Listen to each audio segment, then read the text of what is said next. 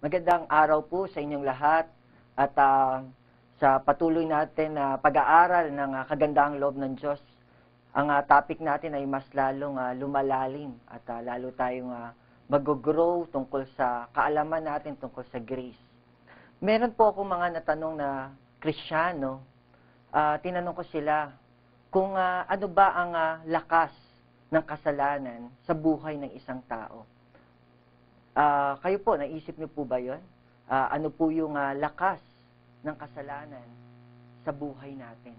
Ano ba yung power niya? Bakit ang lakas niya sa ating buhay? Ano ba yung lakas niya upang masugpo at mahinto natin yung lakas sa ating buhay? Kumbaga sa isang halaman, hindi pag meron pong nalalantang dahon, hindi po natin aalagaan yung dahon. Kundi yung dahon, ipinapakita niya lang yung kalagayan ng ugat. At yung ugat ang dapat po nating solusyonan dahil ang dahon ay nakasalalay lang sa ugat. So, ano po ba ang ugat?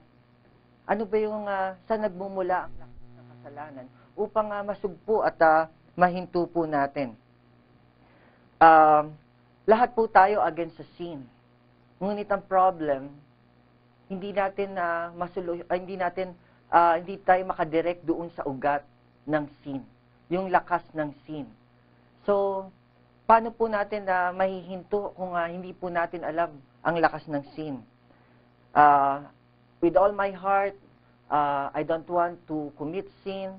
Ganun din po ang desire ko sa inyo bilang mga Kristiyano, bilang isang pastor sa aking nililid. Nais ko na sila ay maakay, madala sa Panginoon, na katulad ng sinabi sa Scripture, like a virgin na ipipresent sa Panginoon. Ayaw po natin na mayroong bagay na magpigil at bagay na sasagabal. So ano po ba talaga yung ugat ng kasalanan? Maaring yung aking sasabihin, maaring magulat kayo. Maaring hindi nyo po ito naiisip. Ngunit ito po yung kasagutan sa Biblia. Hindi ko po ito imbento. Ito lang po yung nagpapakita na hindi po ito madalas na naipapangaral. Hindi po ito madalas na napipreach. Makikita po natin ang kasagutan sa 1 Corinthians chapter 15, verse 56 and 57. Makinig po tayo mabuti. The sting of death is sin. And the power of sin is the law. Ang kamandag po ng kamatayan ay ang kasalanan. At ang lakas ng kasalanan ay ang kautusan. Ang kautusan, ang law, yun yung lakas niya at power niya.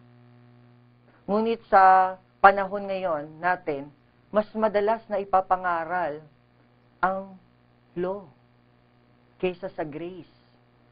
Kaya nga nandito po kami na gusto po namin na maipakita sa inyo na ang ipangaral po natin is yung gospel of God's grace.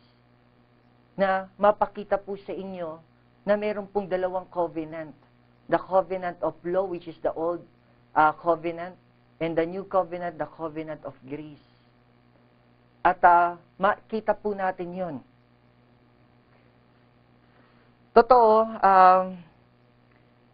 maaring mabagal ang resulta na makita natin na pagbabago doon sa grace. Maaring mabagal.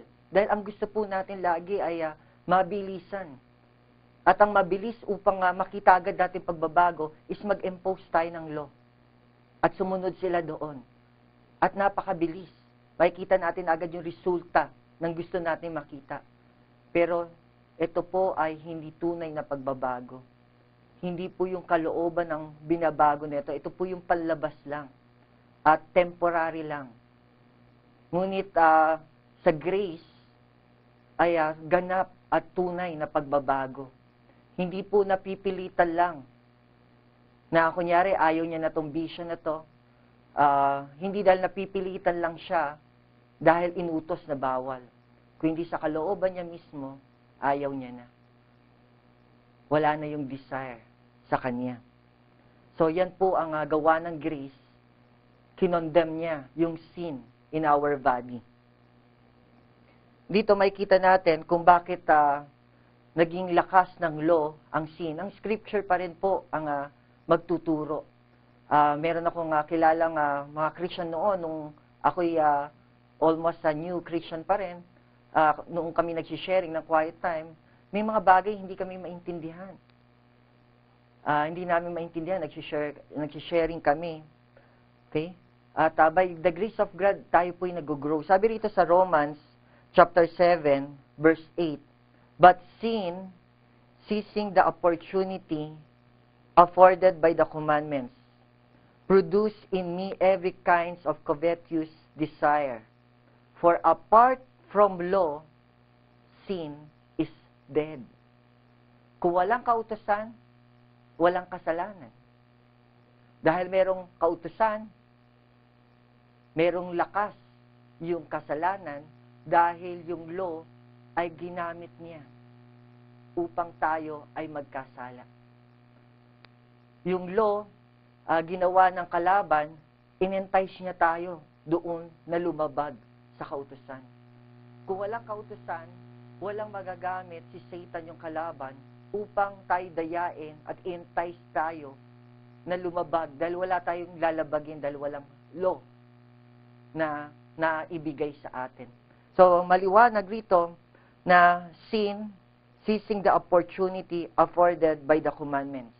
Kumbaga sa aking kaibigan, pag magpapadala ako ng letter, ibinigay ko yung letter sa isa kong kaibigan at sinasabi ko, pakiabot sa isa kong kaibigan at sabi ko, wag mong basahin Yung law na yan na sinabi ko na wag mong basahin, merong gagamitin yung kalaban na i-tempt siya na, ano ba yung nasa loob? Basahin mo. Pero kung hindi ko to sinabi, hindi po siya magiging conscious at hindi po siya matetempt at magiging parang baliwala lang sa kanya na iaabot niya sa isa po naming kaibigan. In Romans chapter 7, verse 11, ganito rin po yung sabi, "For sin, seizing the opportunity afforded by commandments, put me to death." So, bakit yung law, dinala siya sa death? Dahil nga, ang sin, ang lakas niya ay yung law. At ang sting ng death, ng death is sin.